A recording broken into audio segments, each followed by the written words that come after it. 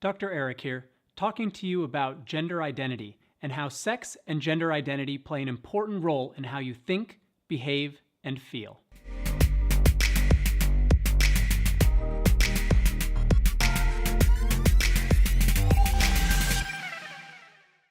There are different ways to consider a person's gender. Historically, we have only identified males and females, differentiated by a penis and a vagina.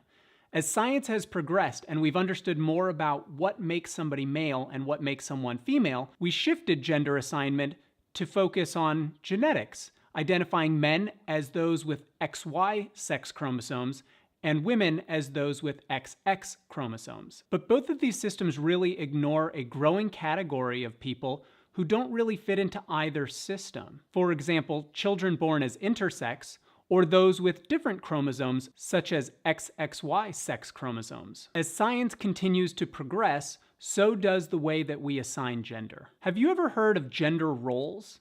Gender roles refer to the way society expects someone to behave or act based on their outwardly appearing gender. You might be familiar with things such as blue is for boys and pink is for girls.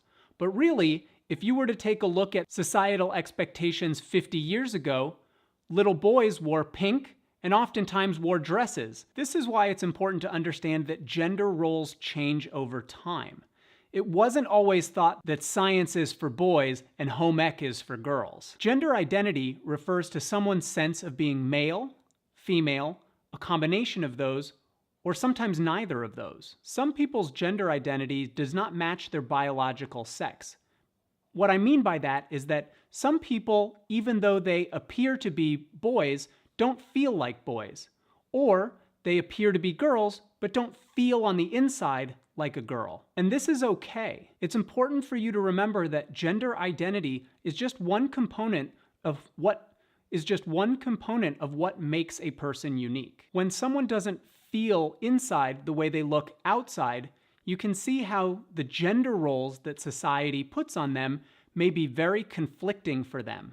For example, for somebody who looks like a boy but doesn't feel like a boy, they may not have any interest in sports, but society tells them they need to, and that may make them feel uncomfortable or left out. Other people who often feel left out are the group of people who are called transgender. These are people whose outward appearance does not match the internal sense of who they are when it comes to their gender. This sense of gender identity, or what gender you identify as, can change over time as well. As people get older, they oftentimes recognize the way they look on the outside does not match the way they feel on the inside. Some people will then take hormones or have surgery to try to make their bodies on the outside match the way that they feel on the inside. Sometimes this is called transitioning.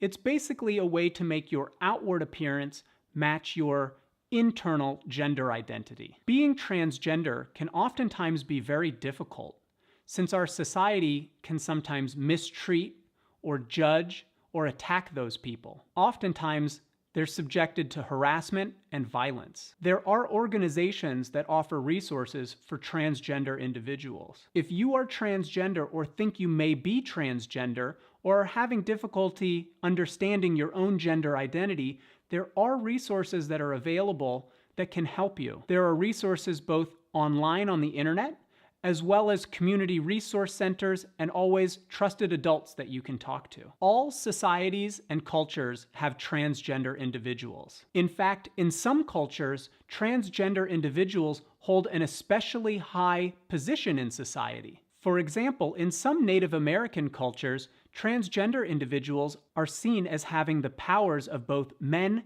and women all in one body. Our society currently lacks this understanding and level of respect for transgender individuals. In many parts of the country, transgender individuals have little or no protections. Some cities do have laws that protect transgender individuals from discrimination, but until this is nationwide, it's important for all of us to build awareness and respect for transgender people. Everyone should have the right to express their gender identity without fear of harassment or violence. If you ever see a person being harassed because of their gender identity, it's your responsibility to tell a trusted adult or a school official or a law enforcement officer or someone who can help in that situation. We all have to help protect each other. I hope you've learned something about gender identity, and if you found this video useful, please hit subscribe to make sure you don't miss any of my videos on sex education. And if you have any questions or would like to hear me talk about specific topics, please let me know in the comments.